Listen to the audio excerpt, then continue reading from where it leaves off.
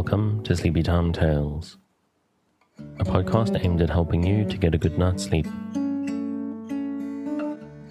Do you find your mind plagued with the stresses of modern life, especially when the lights are out and you're trying to get a restful night? Does your spinning mind keep you awake? Follow my voice down the path towards a good night's rest. Listen to me tell a story that will keep your mind from wandering to your daytime problems, the ones you can't solve right now and will be easier to solve well rested. Listen to my voice and allow yourself to drift, following the twists and turns of the story, but slowly letting go and drifting into sleep.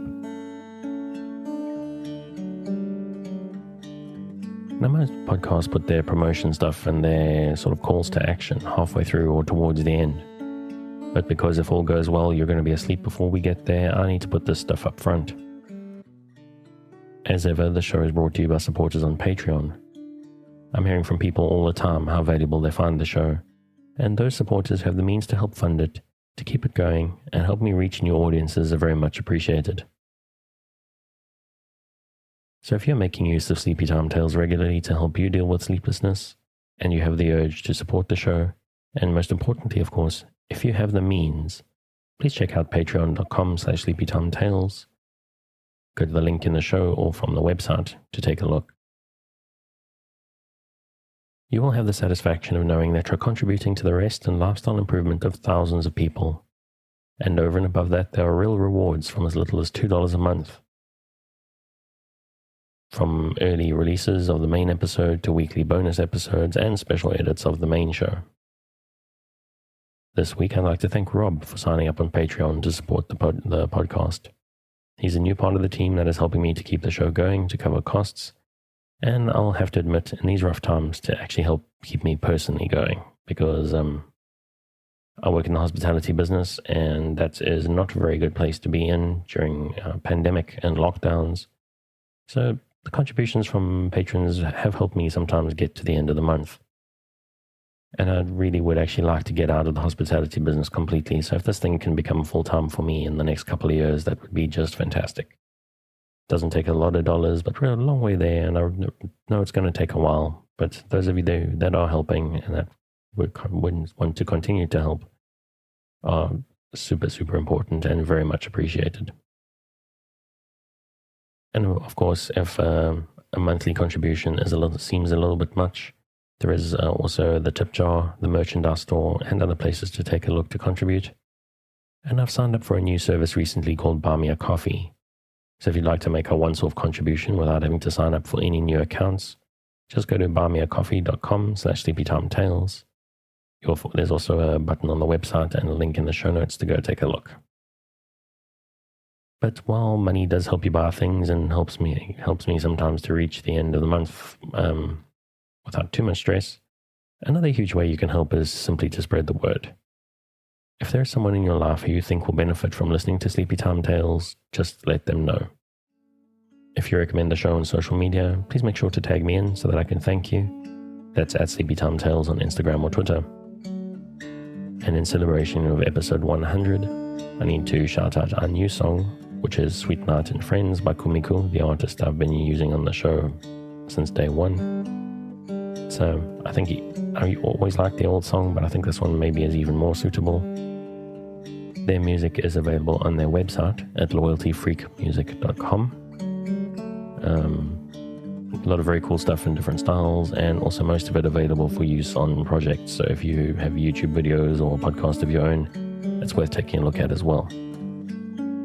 I've also linked their website in the show notes so that you can go take a look. And I think that's enough of that for tonight. Thank you for taking the time. Back to the show. So what exactly is Sleepy Time Tales? What is it for?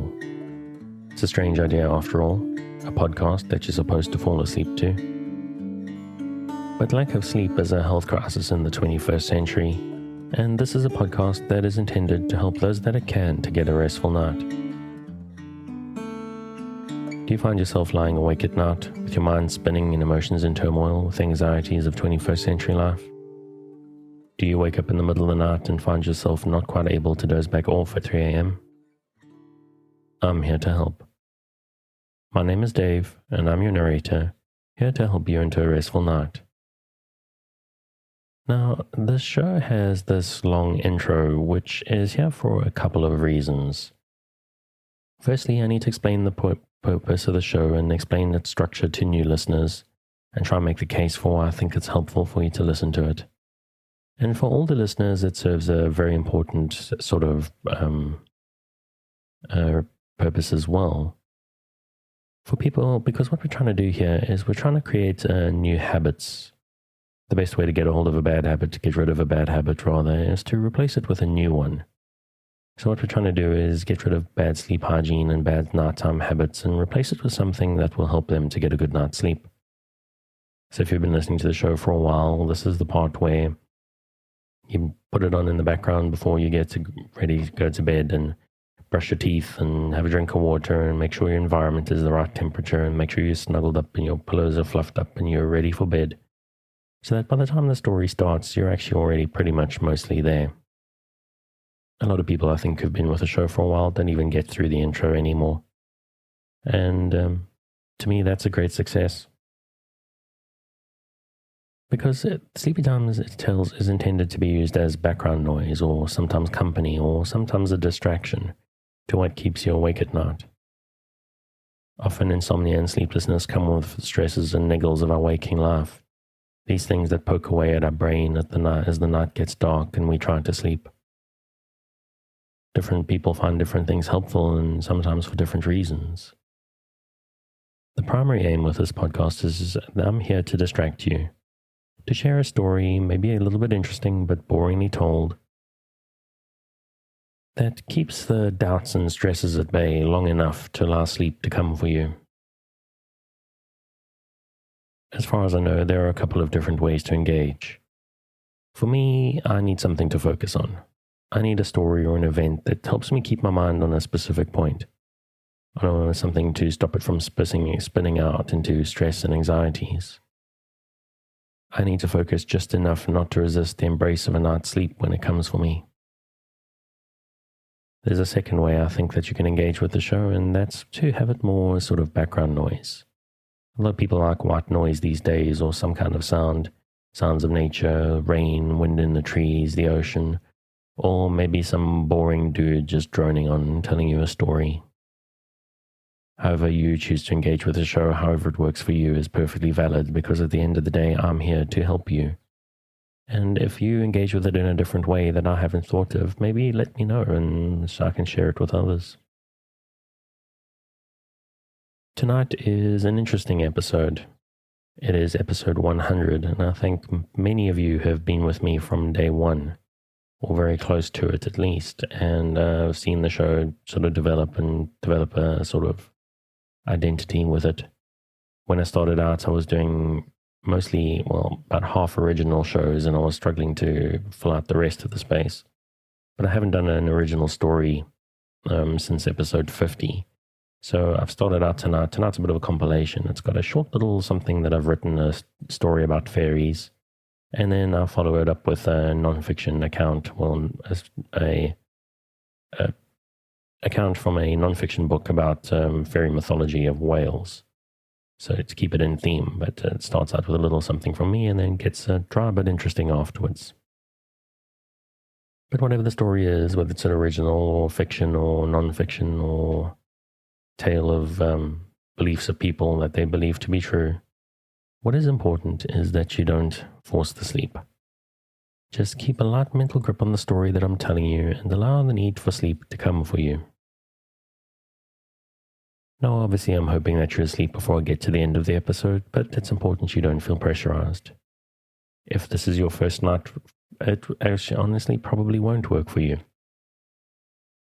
Odds are pretty good. It'll probably take you to probably even 3 nights, which is what I suggest you give it a try.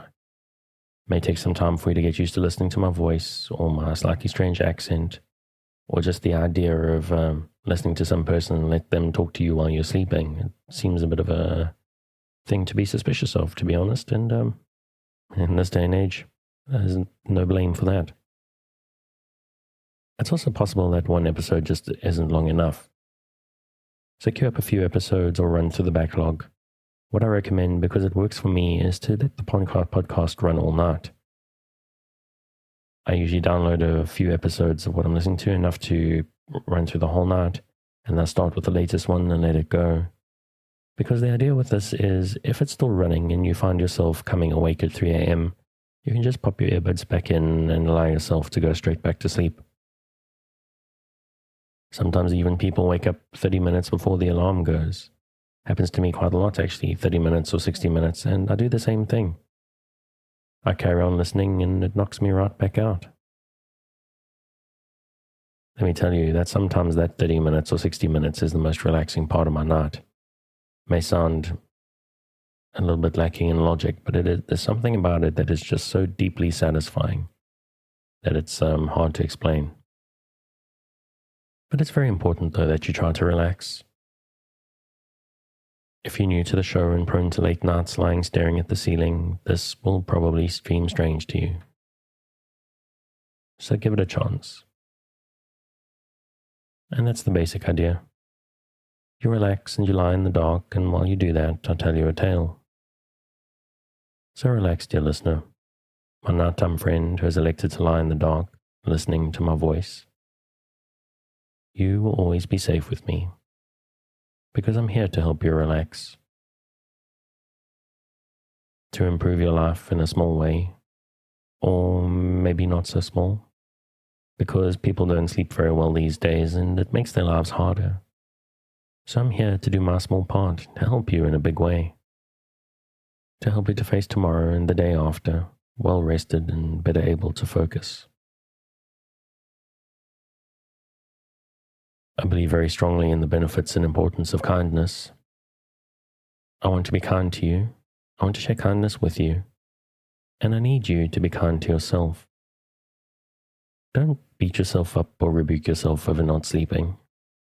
Don't get tense if you just can't get over the edge of sleep, even with me here in your ears trying to help. Frustration is one of the great enemies of a good night's sleep, and the intention with this podcast is to short-circuit that frustration. To distract the feeling we get when we blame ourselves for not being able to let go and drift into the dark. So take a breath. Forgive the fact you can't sleep and let my voice wash over you. Take another breath. Imagine the warm darkness rising up, inviting you to sleep and to a better life starting tomorrow. And if you can't let go, forgive yourself. Forgive yourself and we'll try again tomorrow.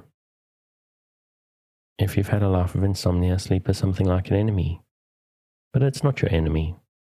It's a natural thing that we've been pulled away from by stress and life and progress that shines bright lights in our eyes at all hours. I'm here to work with you, to create a safe space, a cocoon in which you can curl up and allow nature to take its course. So if you're still with me, thank you for staying. If you're already asleep, we'll chat again soon. And of course, you aren't hearing me, except maybe in a dream.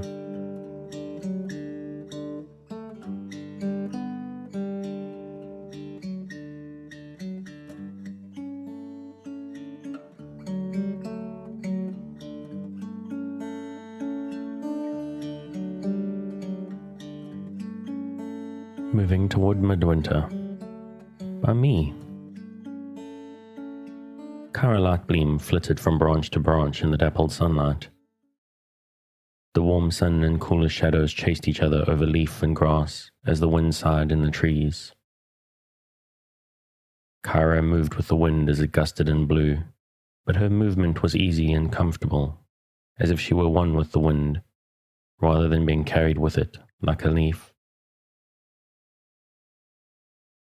An observer might not even see Cara as she moved so easily with the world around her.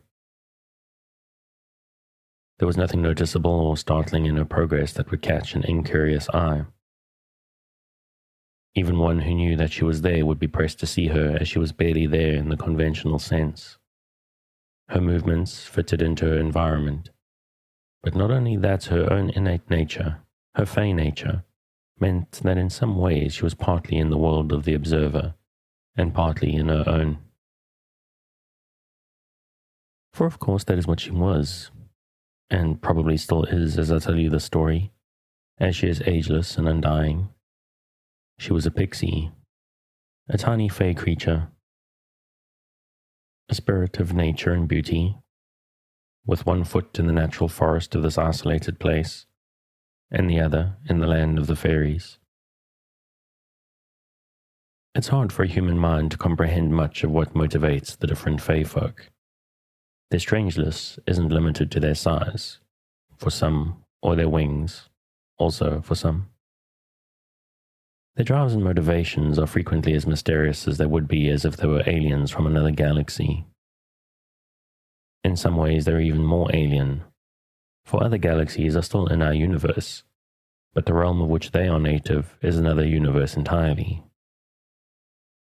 Their very matter is unlike that of which we are composed, or the trees which they, or the pixies at least, love so dearly.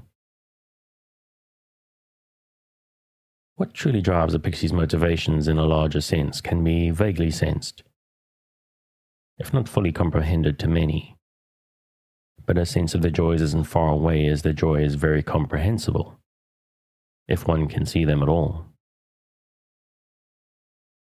For Kara was positively effervescent with the joy of the moment, luxuriating in the movement and sensation of sun and shadow as they played over her skin in time to the swaying of the boughs of the trees overhead. Sometimes she would flit from a branch and brush into some particularly long grass, feeling the edges of the blades and the small clumps of seeds as they brushed her otherworldly skin.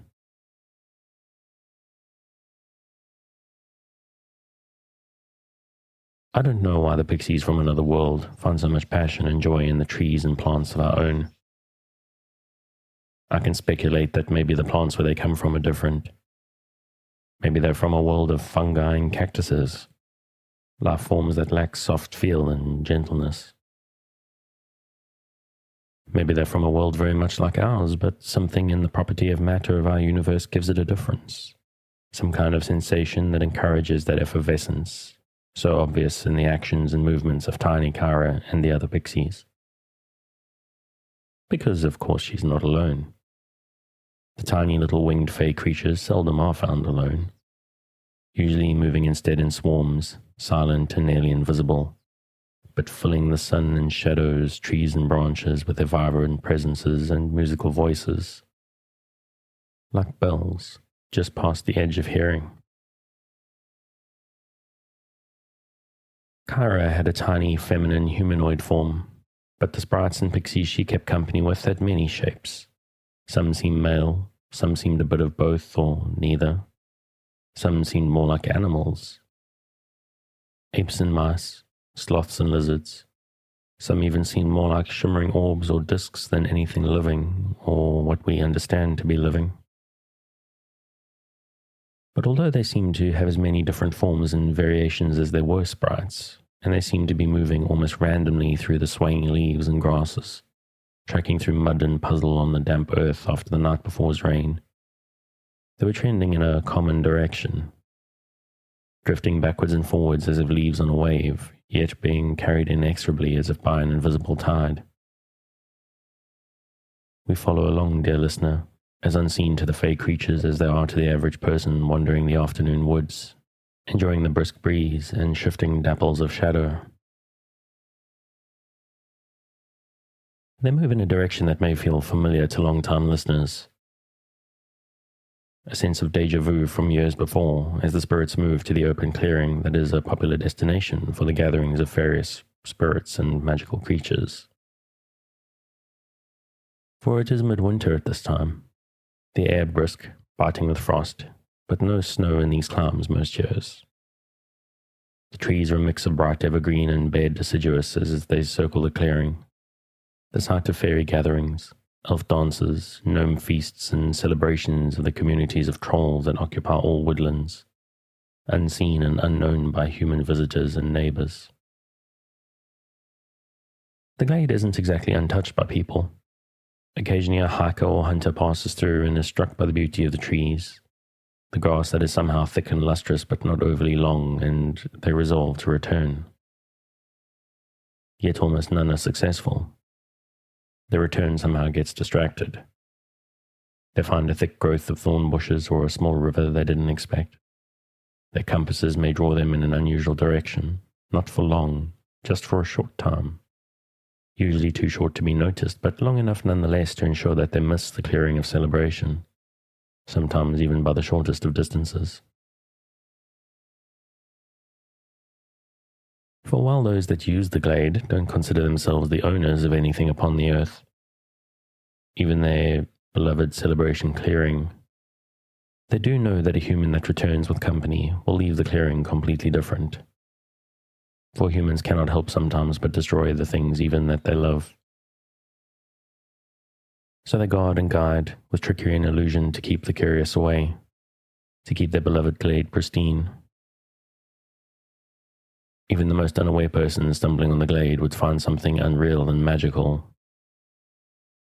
No, not unreal. Too real.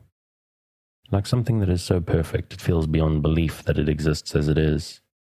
Yet there it is in reality, visible to the eyes and solid to the touch.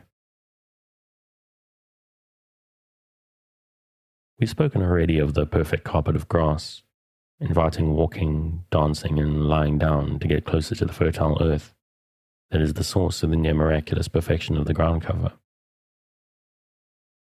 The circle of trees that surround it are not perfect, for that would be unnatural.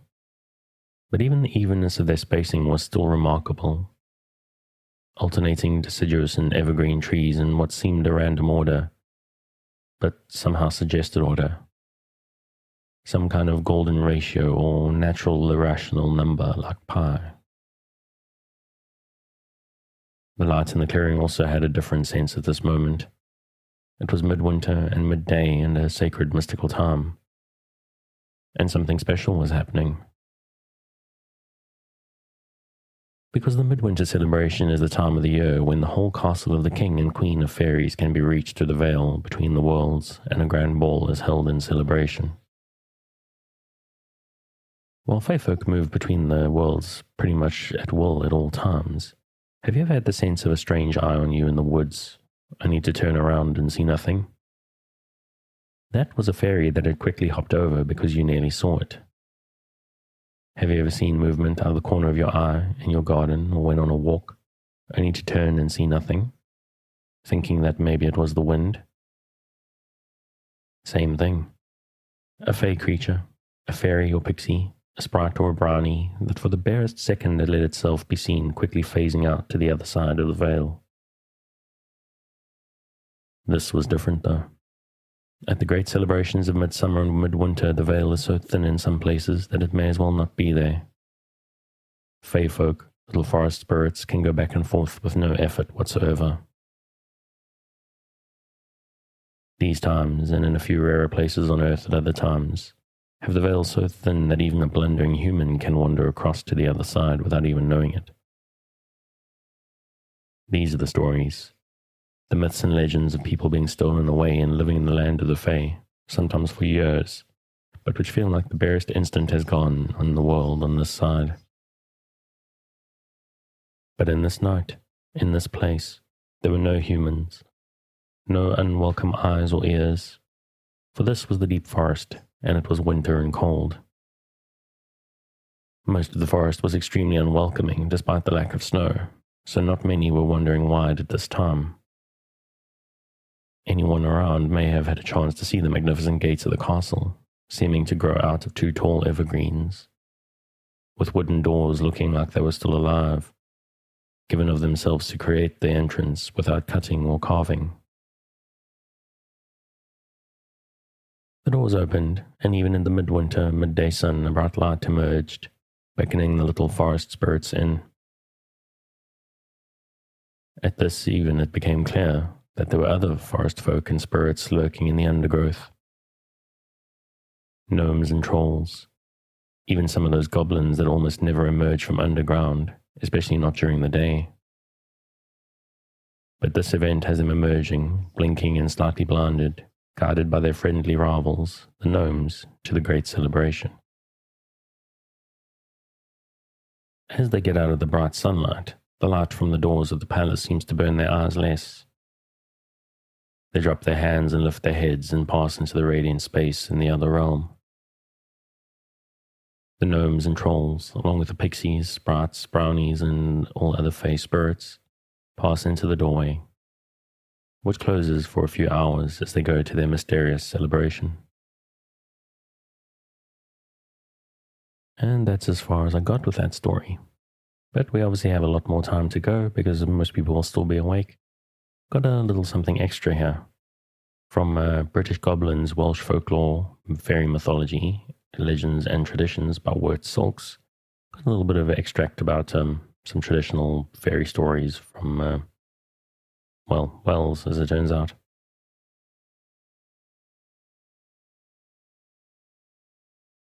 British Goblins. Book 1. The Realm of Fairy. At eve the primrose path along the milk may shortens with a song her solitary way. She sees the fairies with their queen trip hand in hand the circled green, and hears them raise at times unseen the air enchanting lay. Reverend John Logan, Ode to Spring, 1780. Chapter 1. With regard to other divisions of the field of folklore, the views of scholars differ, but in the realm of fairy these differences are reconciled. It is agreed that fairy tales are relics of the ancient mythology, and the philosophers stroll hand in hand harmoniously. This is as it should be, in a realm about which cluster such delightful memories of the most poetic period of life. Childhood, before skepticism has crept in as ignorance slinks out. The knowledge which introduced skepticism is infinitely more valuable than the faith it displaced. But, in spite of that, there be few among us who have not felt evanescent regrets for the displacement by the foi scientifique of the old faith in fairies. There was something so peculiarly fascinating in that old belief, that once upon a time the world was less practical in its facts than now, less commonplace and humdrum, less subject to the inexorable laws of gravitation, optics, and the like. What dramas it has yielded, what poems, what dreams, what delights. But since the knowledge of our maturer years destroys all that, it is with a degree of satisfaction we can turn to the consolations of the fairy mythology. The beloved tales of olden not true, but at least they are not mere idle nonsense, and they have a good and sufficient reason for being in the world. We may continue to respect them. The wit to observe that the final cause of fairy legends is to afford sport for people who ruthlessly track them to their origin, expressed a grave truth in jocular form. Since one can no longer rest in peace with one's ignorance, it is a comfort to the lover of fairy legends to find that he need not sweep them into the grate as so much rubbish. On the contrary, they become even more enchanting in the crucible of science than they were in their old character. 2. Among the vulgar in Wales, the belief in fairies is less nearly extinct than casual observers would likely to suppose. Even educated people who dwell in Wales and have dwelt there all their lives cannot always be classed as other than casual observers in this field. There are some such residents who have paid special extra attention to the subject and have formed an opinion as to the extent of prevalence of the popular credulity herein. But most Welsh people of the educated class, I find, have no opinion beyond a vague surprise that the question should be raised at all. So lately as the year 1858, a learned writer in Archaeologia Cambrensis declared that the traveller may now pass from one end of the principality to the other, without his being shocked or amused, as the case may be, by any of the fairy legends or popular tales which used to pass current from father to son. But in the same periodical, 18 years later, I find Mr. John Walter Lucas, president of the Cardiff Naturalist Society, asserting with regard to the cromlechs, tumuli, and ancient camps in Glamorganshire, there are always fairy tales and ghost stories connected with them. Some, though fully believed in by the inhabitants of the localities, are often of the most absurd character. In fact, the more ridiculous they are, the more they are believed in. My own observation leads me to support the testimony of last-named witness. Educated Europeans generally conceive that this sort of belief is extinct in their own land, or at least in their own immediate section of that land. They accredit such degree of belief as may remain in this enlightened age to some remote part. To the south if they dwell in the north, to the north if they dwell in the south. But especially they accredit to a previous age, in Wales to last century, or the Middle Ages, or the days of King Arthur. The rector of Merthyr, being an elderly man, accredits it to his youth. I am old enough to remember, he wrote me under date of January 30th, 1877, that these tales were thoroughly believed among country folk 40 or 50 years ago. People of superior culture have held this kind of faith concerning fairy lore. It seems to me in every age, except the more remote.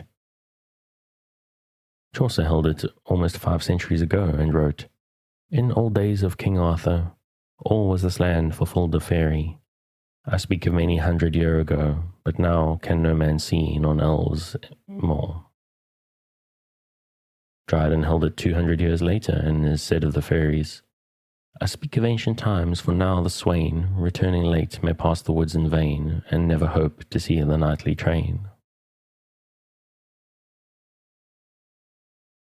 In all later days other authors have written the same sort of thing. It is not thus now, they say, but was recently thus. The truth probably is that if you will but sink down to the level of common life, of ignorant life, especially in rural neighborhoods, there you will find the same old belief prevailing in about the same degree to which they have ever prevailed within the past 500 years.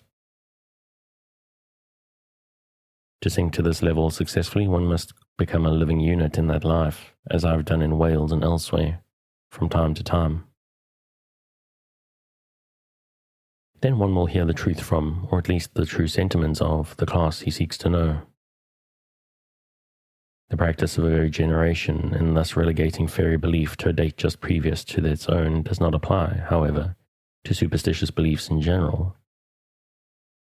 For concerning many such beliefs, their greater or less prevalence at certain dates, as is the history of witchcraft, is a matter of well ascertained fact. I confine the argument for this period strictly to the domain of fairy. In this domain, the prevalent belief in Wales may be said to rest with the ignorant, to be strongest in rural and mining districts, to be childlike and poetic, and to relate to anywhere except the spot where the speaker dwells, as to the next parish, to the next county, to the distant mountains, or to the shadowland of Gwernach Leon, the green meadows of the sea. 3. In Arthur's day, and before that, the people of South Wales regarded North Wales as preeminently the land of the fairy. In the popular imagination, that distant country was the chosen abode of giants, monsters, magicians, and all the creatures of enchantment. Out of it came the fairies on their visits to the sunny land of the south. The chief philosopher of that enchanted region was a giant who sat on a mountain peak and watched the stars. It had a wizard monarch called Gwydion, who possessed the power of changing himself into the strangest possible forms. The peasant who dwelt on the shores of Dyfed, Demetia, saw in the distance, beyond the blue waves of the ocean, shadowy mountain summits piercing the clouds, and guarding this mystic region in solemn majesty. Thence rolled down upon him the storm clouds from the home of the tempest. Then streamed up the winter sky the flaming banners of the northern lights. Thence rode through the inimitable darkness on the high, the star-strewn pathway of the fairy king. These details are current in the Mabinogion, those brilliant stories of Welsh enchantment so gracefully done into English by Lady Charlotte Guest. And it is believed that all the Mabinogion in which these details were found were written in Dyfed. This was the region on the west, now covered by Pembroke, Carmarthen, and Cardigan shires. More recently than the time above indicated, special traditions have located fairyland in the Vale of Neath, in Glamorganshire. Especially does a certain steep and rugged crag there, called Crag Didinius, bear a distinctly awful reputation as a stronghold of the fairy tribe. Its caves and crevices have been their favourite haunt for many centuries, and upon this rock was held the court of the last fairies who have ever appeared in Wales. Needless to say, there are men still living who remember the visits of the fairies to Cregedunius.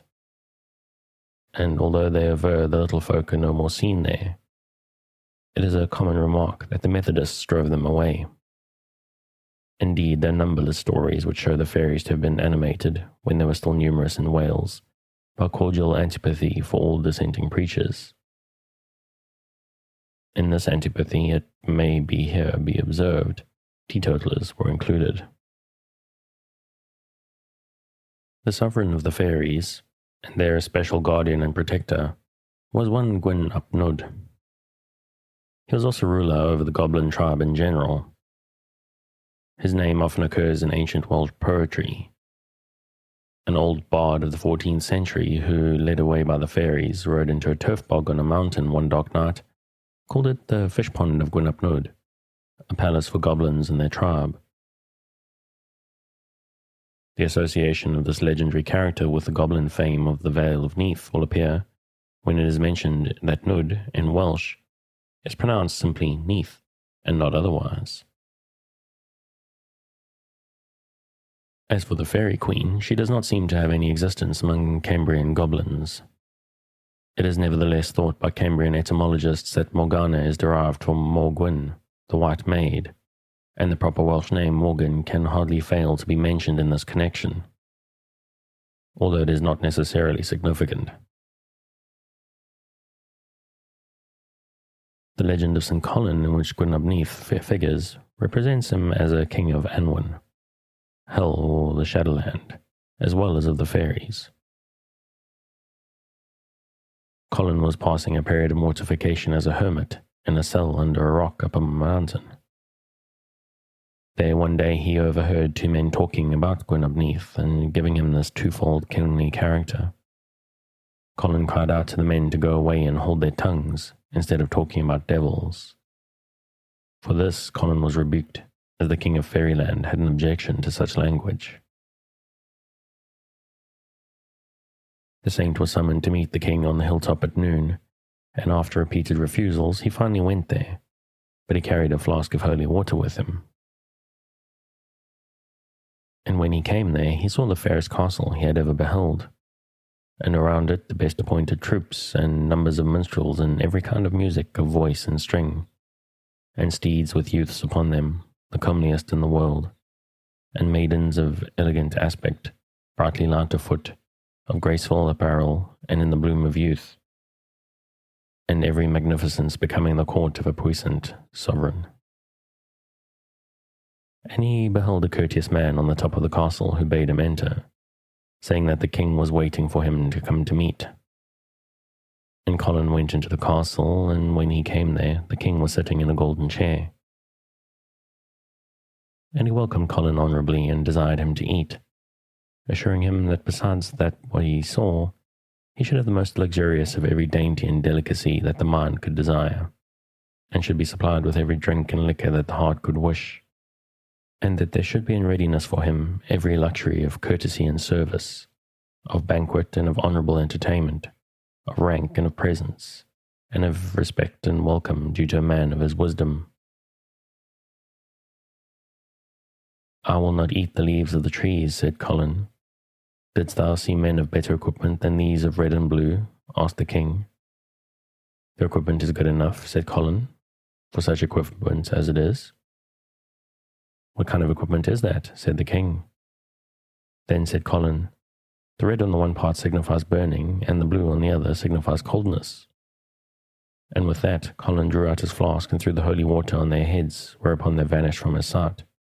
So there was neither castle, nor troops, nor men, nor maidens, nor music, nor song, nor steeds, nor youths, nor banquet, nor the appearance of anything whatever but the green hillocks.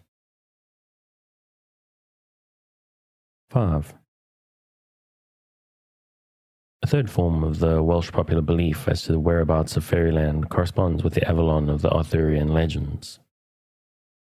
The green meadows of the sea, called in the triads Gwydanau Leon, are the green fairy islands reposing in sunlight and beauty on ocean's calm breast. Many extraordinary superstitions survive with regards to these islands. They were supposed to be the abode of the souls of certain druids who were not holy enough to enter the heaven of the Christians, were it still not wicked enough to be condemned to the tortures of Anwen, and so were accorded a place in this romantic sort of purgatorial paradise. In the 5th century, a voyage was made by the British King Gavrin in search of these enchanted islands. With his family, he sailed away into the unknown waters, and was never heard of more. This voyage is commemorated in the triads as one of the 3 losses by disappearance, the 2 others being Merlin's and Madog's. Merlin sailed away in a ship of glass, Madog sailed in search of America, and neither returned, but both disappeared forever. In Pembrokeshire and southern Carmarthenshire are to be found traces of this belief. There are sailors on that romantic coast who still talk of the west meadows of enchantment lying in the Irish Channel to the west of Pembrokeshire. Sometimes they are visible to the eyes of mortals for a brief space when they suddenly vanish. There are traditions of sailors who in the early part of the present century actually went ashore on the Fairy Islands, not knowing that there were such until they returned to their boats, when they were filled with awe at seeing the islands disappear from their sight, neither sinking in the sea nor floating away upon the waters, but simply vanishing suddenly. The fairies inhabiting these islands are said to have regularly attended the markets at Milford Haven and Langhorne. They made their purchases without speaking, laid down their money, and departed, always leaving the exact sum required, which they seemed to know without asking the price of anything. Sometimes they were invisible, but they were often seen by sharp-eyed persons. There was always one special butcher at Milford Haven upon which these fairies bestowed their patronage, instead of distributing their favours indiscriminately. The Milford Haven folk could see the green fairy islands distinctly, lying out a short distance from land, and the general belief was that they were densely peopled with fairies. It was also said that the latter went to and fro between the islands and the shore through a subterranean gallery under the bottom of the sea. The isolated cape which forms the county of Pembroke was looked upon as a land of mystery by the rest of Wales, long after it had been settled by the Flemings in 1113. A secret veil was supposed to cover the sea-girt promontory. The inhabitants talked in an unintelligible jargon that was neither French nor Welsh nor French, and out of its misty darkness came fables of wondrous sort, and accounts of miracles marvelous beyond belief. Mythology and Christianity spoke together from this strange country, and one could not tell at all at which to be most amazed, the pagan or the priest. Chapter 2. Fairies being creatures of the imagination, it is not possible to classify them by fixed and immutable rules. In the exact sciences, there are laws which never vary, or if they vary, their very eccentricity is governed by precise rules. Even in the largest sense, comparative mythology must demean itself modestly in order to be tolerated in the severe company of the sciences. In presenting his subjects, therefore, the writer in this field can only govern himself by the purpose of orderly arrangement, to secure the maximum of system, for the sake of the student who employs the work for reference and comparison, with the minimum of dullness, for the sake of the general reader, is perhaps the limit of a reasonable ambition. Keatley divides into 4 classes the Scandinavian elements of popular belief as to fairies. Viz.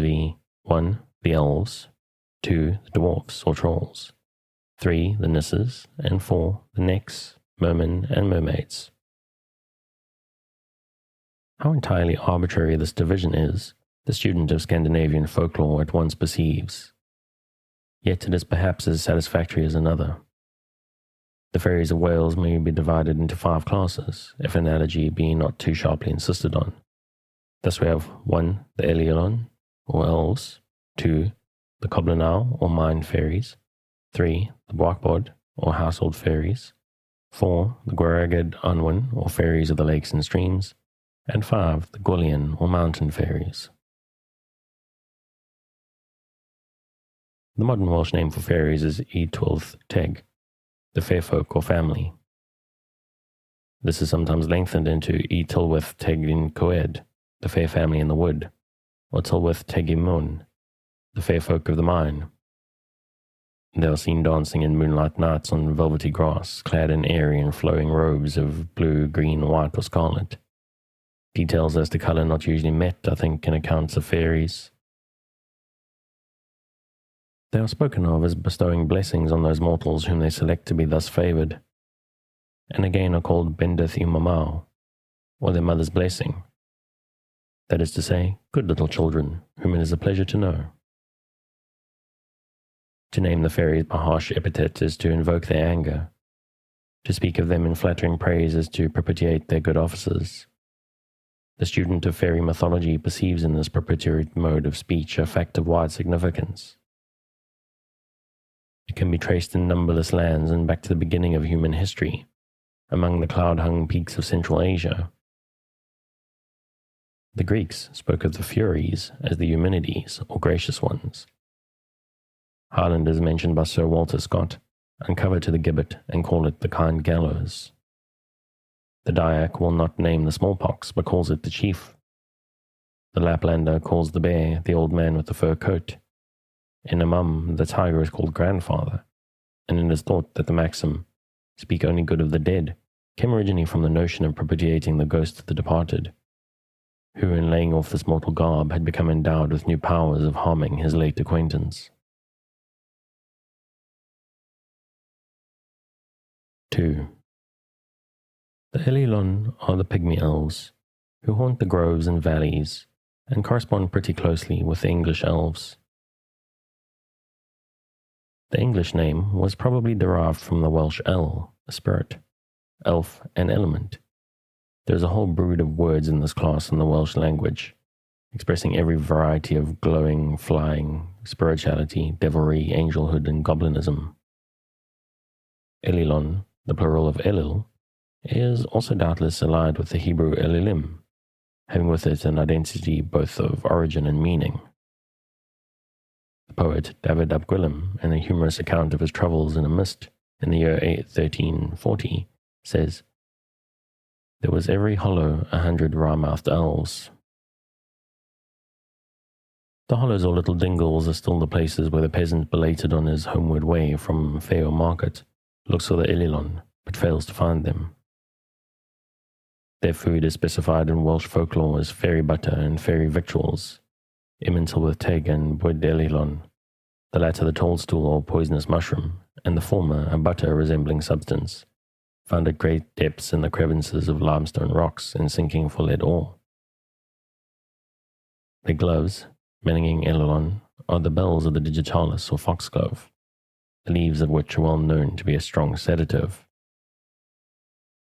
Their queen, although there is no fairy queen in the large sense that Gwynap Neath is a fairy king, there is a queen of the elves, is none other than the Shakespearean fairy spoken of by Mercutio, who comes, in shape no bigger than an agate stone, on the forefinger of an alderman.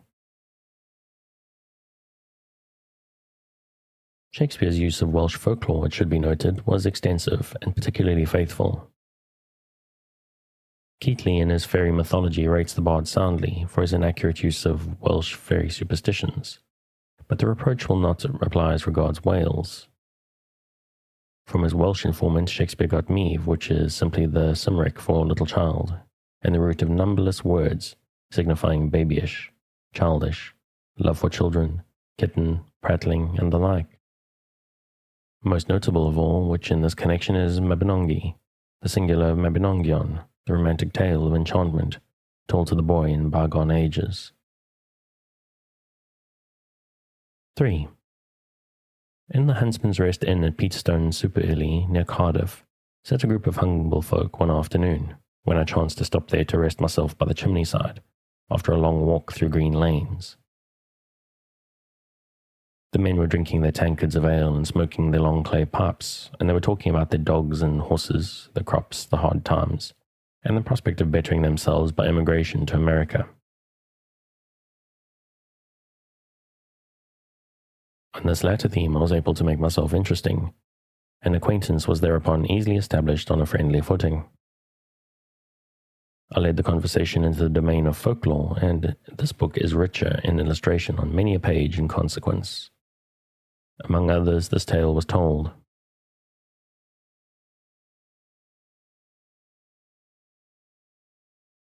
On a certain farm in Glamorganshire lived Rolly Pugh, who was known far and wide for his evil luck.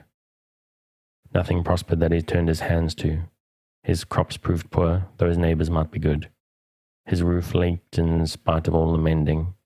His walls remained damp when everyone else's walls were dry. And above all, his wife was so feeble she could do no work.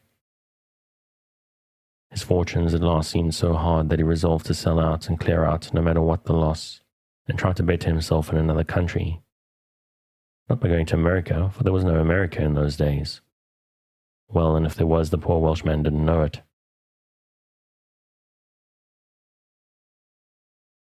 So as Rolly was sitting on his wall one day, hard by his cottage, musing over his sad lot, he was accosted by a little man who asked him what was the matter.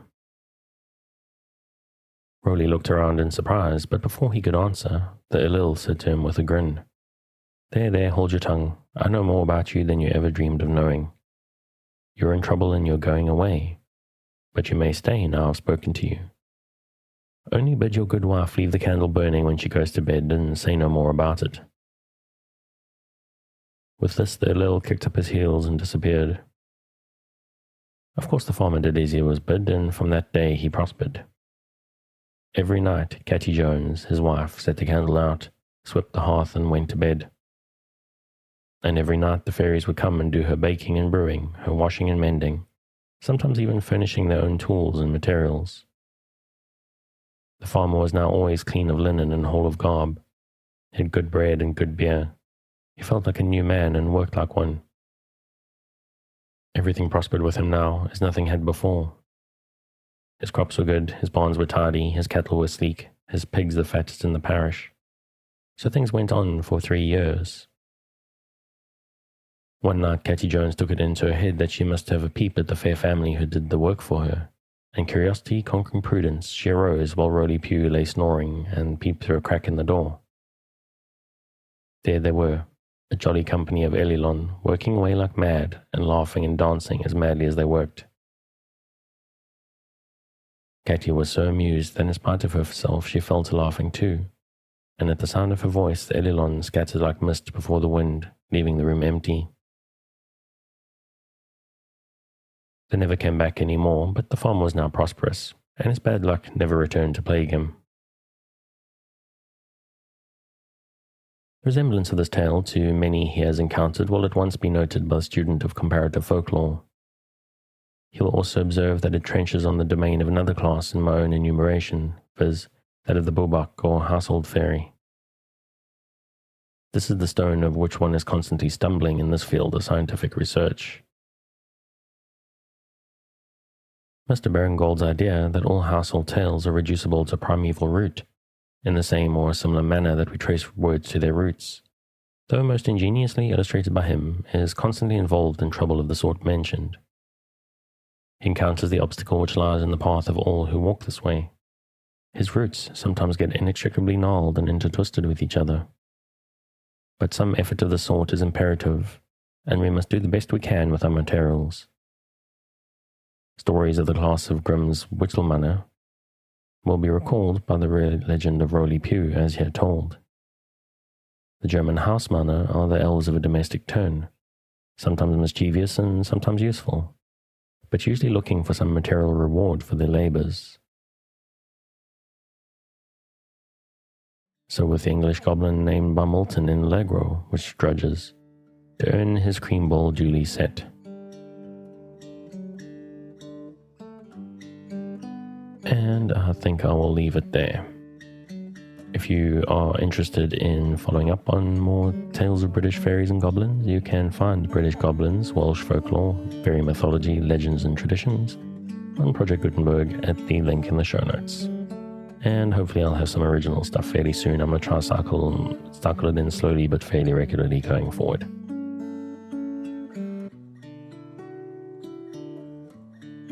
Thanks again for joining me on this episode of Sleepy Time Tales. the podcast designed around a bedtime story to help you to get a restful night. New episodes will be released every Sunday night to give you something fresh to help you rest in the new week. But make sure to subscribe in whatever service you use so that you get new episodes as soon as they come out. A reminder that the music for tonight is a new one from Kumiko. The song is Sweet Night and Dreams. Check out more of their work on their website, which you'll find linked in the show notes. Good night, and sweet dreams.